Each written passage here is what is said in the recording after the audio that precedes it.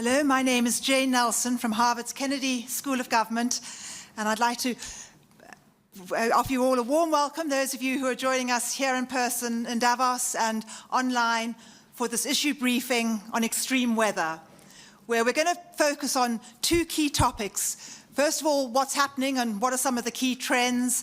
And secondly, what role can business play in helping to manage and mitigate the risks of extreme weather? And it is clear that climate-related extreme weather events are intensifying, both in terms of their severity and frequency. Whether it's the devastating combination of floods and droughts that are impacting people's lives and food security in many parts of Africa, or it's deadly heat waves from Asia to Europe, or it's increasingly complex and challenging cyclone, hurricane, and tornado seasons, or it's large-scale and fast-moving wildfires that are destroying lives, homes, businesses, most recently in parts of South America, and of course, in the past few weeks, and as we sit here today, in Los Angeles. The evidence of climate-related extreme weather events is clear, it's compelling, and it's catastrophic. It's potentially catastrophic for the lives and the livelihoods and the security of millions of people around the world.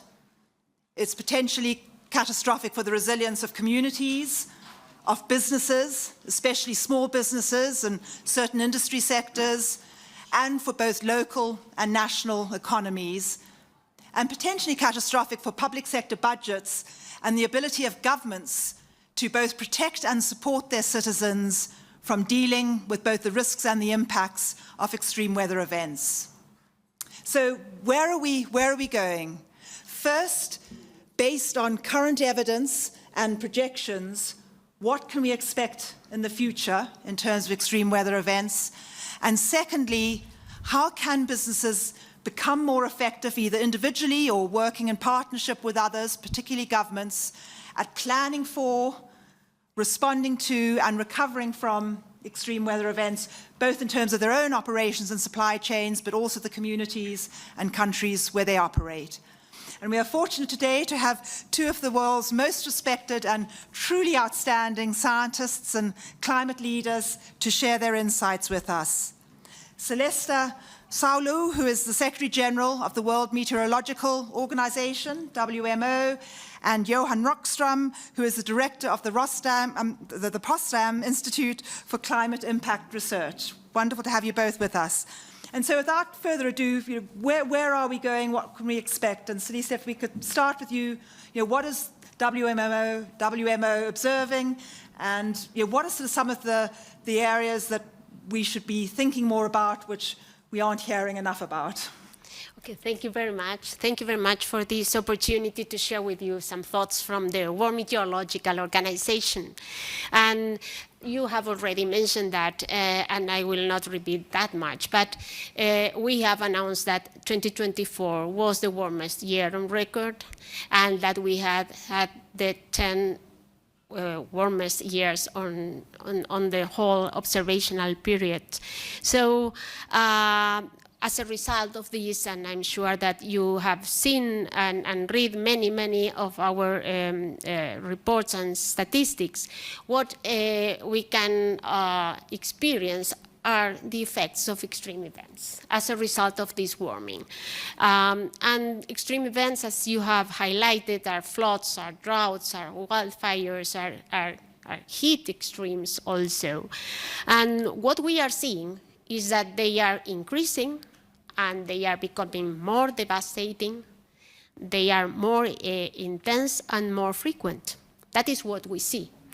And we also see that though we have better forecasts, we can save lives, but the economic impacts of these events are becoming larger. That is what we see. And the other, I would say, top evidence in this framework here at WEF to highlight is that this community in this last report highlighted that extreme weather events are between the most important risks to face. In 2 years time frame, and in 10 years time frame is the first one. So the question to this audience, and where WMO would like to put more the accent, is, so the perceived crisis is very clear. This group of stakeholders recognizes that extreme events are top risk. On the other hand, we know that weather information is relevant to address risks. And the question that we can ask is, are we doing enough to connect this perceived risk and the possible ways to navigate these risks? So I think that what we need to see, we would like to see, is bold climate action. And bold climate action implies more, of course, adaptation and mitigation strategies. So connecting the dots between the perceived risks and concrete actions is something that WMO would like to see and would like to be part of these solutions, of course, in this discussion.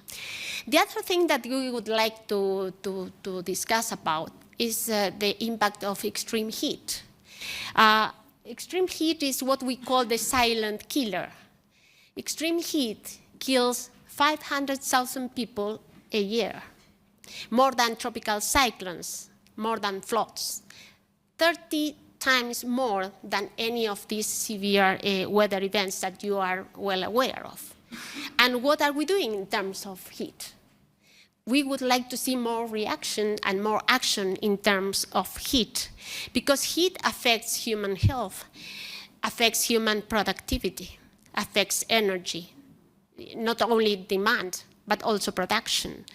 So, and at the same time that we have heat, we have only 26 countries that their ministries of health use heat information for decision making. So that is again about connecting the dots between climate information and decision making. And that is why I'm here today. And I'm very glad to share this panel with you, because it's about linking the economic world with the climate information in a way that becomes very, I would say, relevant. According to, I would like just to mention that according to another report by WEF and Alliance, heat will be the costliest climate impact, and they expect 2.4 trillion in annual productivity losses by 2035 because of heat. So these are the kind of numbers that we should be handling together and tackling together. So I leave it here, and let's see how it evolves. No, but I think that critically important point, and also sort of linking, the humanitarian risks and costs with the economic risks and costs together. Thank you, Johan. From your perspective. Yeah, thanks. Just a few compliments to Celeste's excellent overview. Number one is that science shows clearly that extreme events don't operate in isolation from each other, just as Celeste points out. And just to re-emphasize the fact that the devastating extreme disaster we've experienced, for example, recently in Los Angeles, what is that? Is that an extreme fire? Of course it is an extreme fire, but it's not the fire that is the extreme event. The extreme event is a precursor to that, which is extremely high temperatures combined with drought. And then all water evaporates, the landscapes dry out because of that source extreme, which then cascades into causing a devastating fire. So you have this tendency of extreme events connecting to each other and amplifying even physically in the environment. We also know, just as Celeste pointed out, that extreme events spill over into massive health impacts.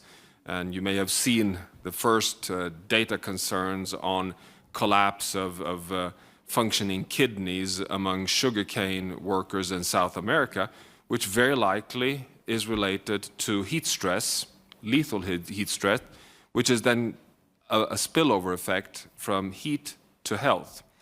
So that is one thing that one needs to recognize. The second is that we've become so much better scientifically in our attribution studies. We're doing major analysis today showing with very, very convincing evidence the share of responsibility from anthropogenic cause behind extreme events. And I would argue today that one can have as a basic conclusion that there are no extreme events anywhere on planet Earth that do not have a sign, a signature from human-caused impacts. So we cannot talk anymore of natural extreme events. The question is not whether humans have influenced them or not. The question is to what extent. Is it 20%, 30%, 50%, or 70%? That's the question today. So we often get confused in media where the question is, did we cause this or did we not cause this? Well, I can assure you that science is very clear here that today we cannot disconnect ourselves between extreme events and human influence. And of course, this is a very complex science. There's a lot of uncertainty ranges, but that's the point we've reached. And then I'd like to also just emphasize one thing that I think is important in the discussion on extreme events, which is that, just as Celeste points out, we've gone through the most socially and economically costly year in human existence on planet Earth with regards to extreme events, 2024. We do know that this is the first time we touch 1.5 degrees Celsius, the limit we've agreed in the Paris Climate Agreement.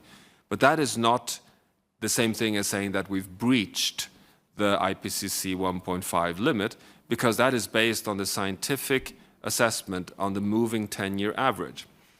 But the best scenarios today show that we will be breaching 1.5 in a scientific assessment by 2030 to 2035, meaning in just 5 to 10 years, that we will be, let's call it for the moment, permanently beyond 1.5. We will then enter a period of overshoot. And this overshoot will at best be a 30-40 year period of up to 1.8 degrees Celsius, according to the best scenarios that can still hold 1.5 in the IPCC AR6 C2 group of scenarios. Those of you who follow this, these are the SSP1, SSP2, RCP 1.9 scenarios that hold 1.5 but after overshoot. And that we would come back at best to 1.5 by the end of this century. It all requires a full decarbonization of the global economy, and that the planet won't send any additional invoices to us in terms of tipping points or losing carbon uptake capacity. Now, what does that mean in terms of extreme events, to close this? Well, it means with very high degree of, very high likelihood that it will get worse before it potentially gets better in terms of frequency and amplitudes of droughts, floods, heat waves, disease outbreaks, and human-reinforced storms and hurricanes. That's the future we're facing. So we may be looking back at 2024, the most expensive year in human history, as a relatively harmonious year, because we're in for a tougher future before it gets better. And it will only get better if we really deliver on the mitigation agenda. So that is also part of this equation, which connects to Celeste's point that we're starting to see economic analysis that shows that already now extreme events are costing the economy double-digit numbers. I mean, you find many publications today showing 10, 15, the latest 18% drawdown on global GDP by 2050 if we continue in the current pace, just on lethal heat and loss of labor productivity. So these are not small impacts anymore. Well, thank you both. And given what you've both outlined, you're clearly, these scenarios are creating major risks for business, but also incredible responsibilities from business in terms of playing a more proactive role.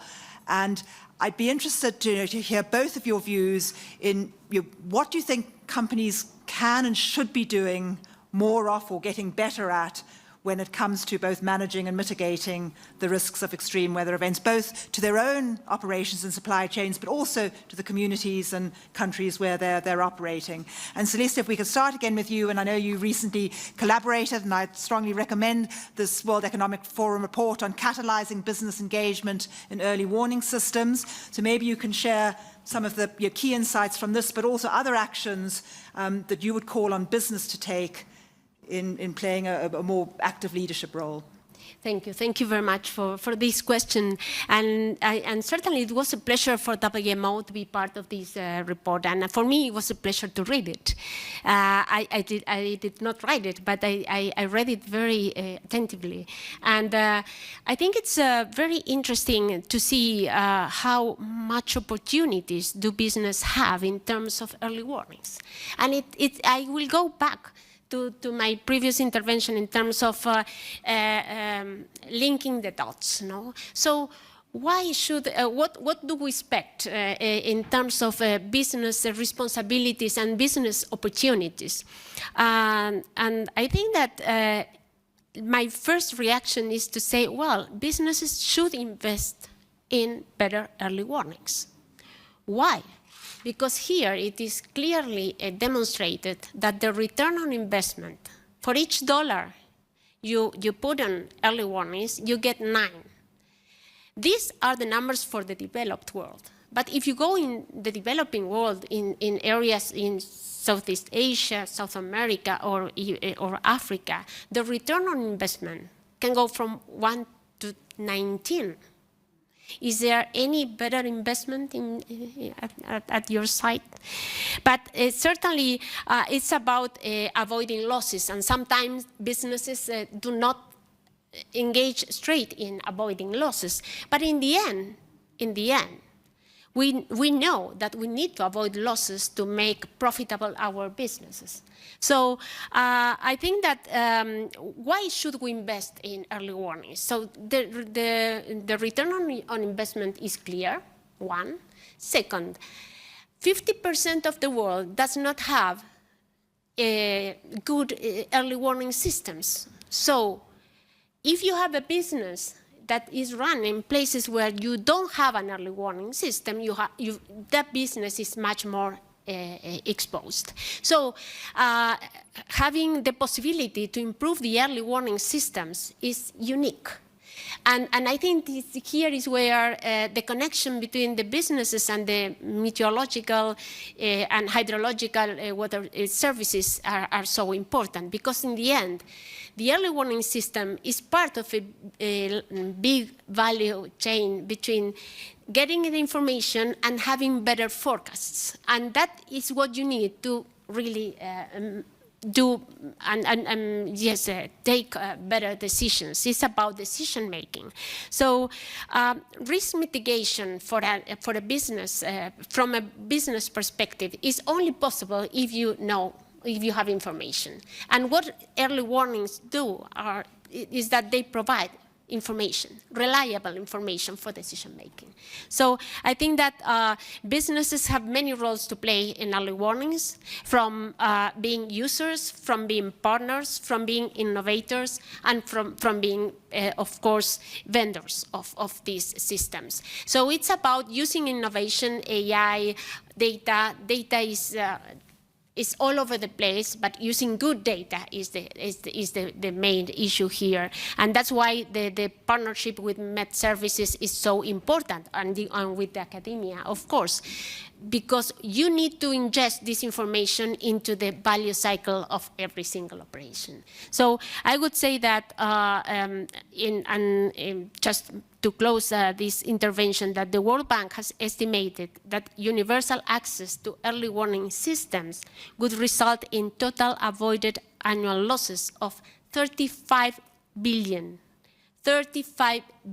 a year investing in early warnings. So businesses and early warnings should go hand by hand, and that's my point. Business case we need to make more strongly. Before I come to Johan, we will be coming to the audience if any of you have got a question, so be ready for that. But Johan, what's your call to action to business? I think business has a great opportunity, but also a very high degree of responsibility to map risks of extreme events across their entire value chains and put that information out in the public. And I think that should be made compulsory, basically, because that's what shareholders should understand, that these are threats to the value of companies and the profitability of companies.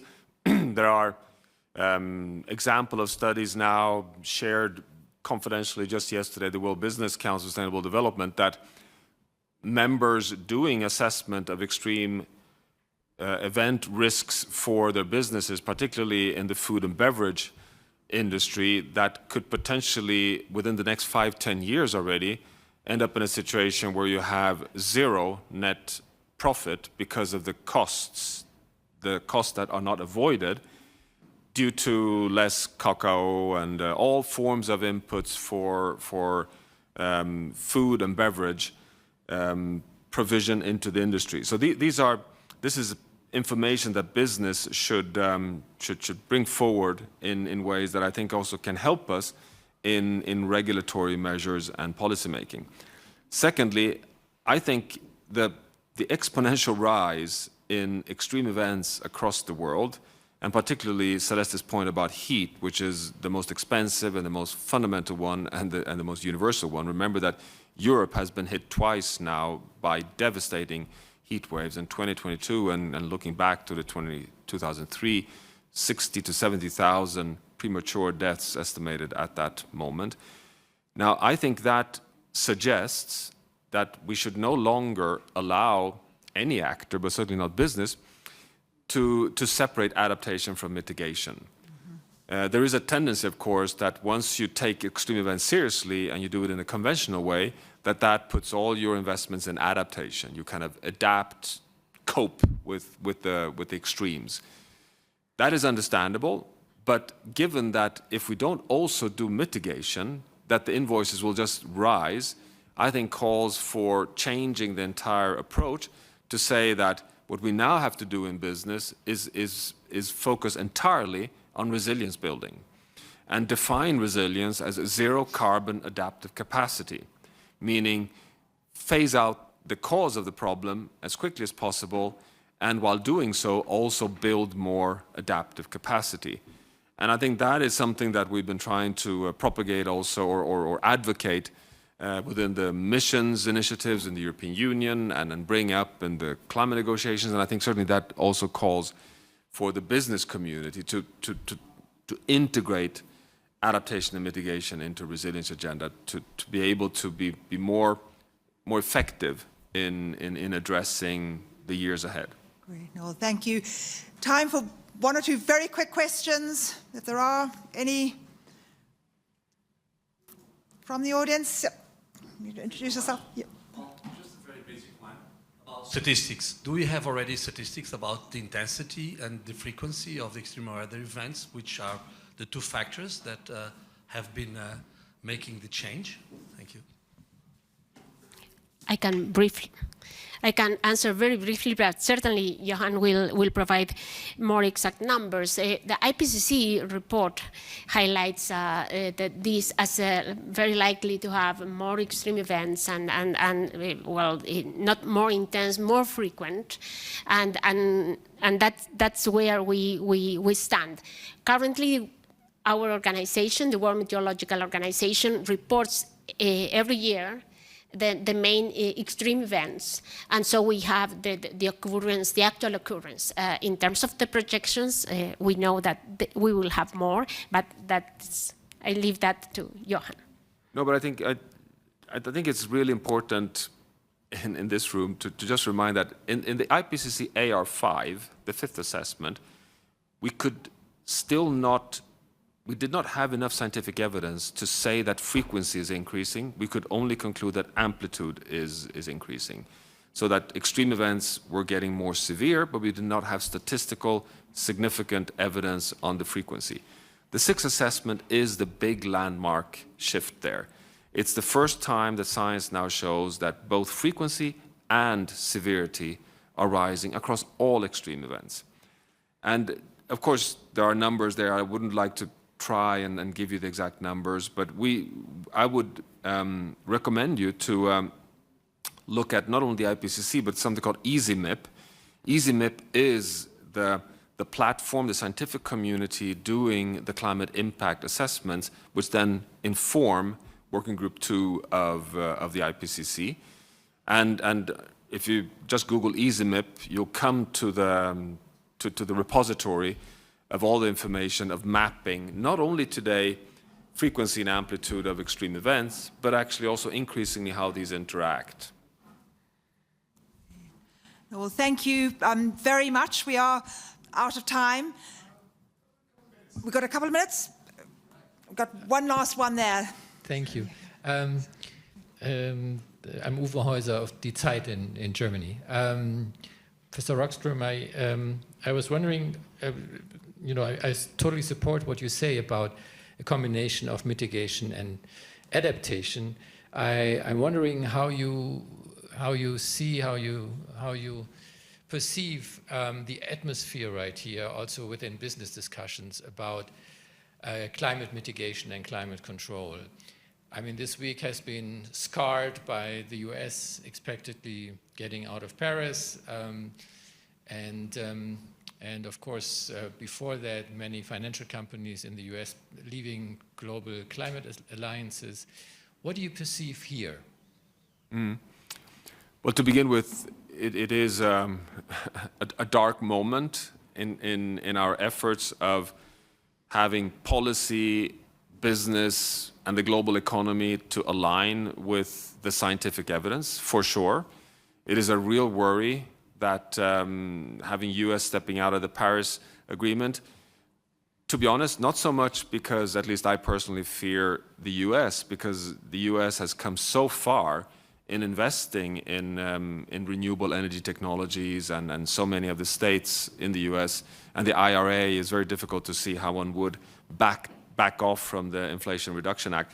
The nervousness is what spillover effects this can have on other countries in the world.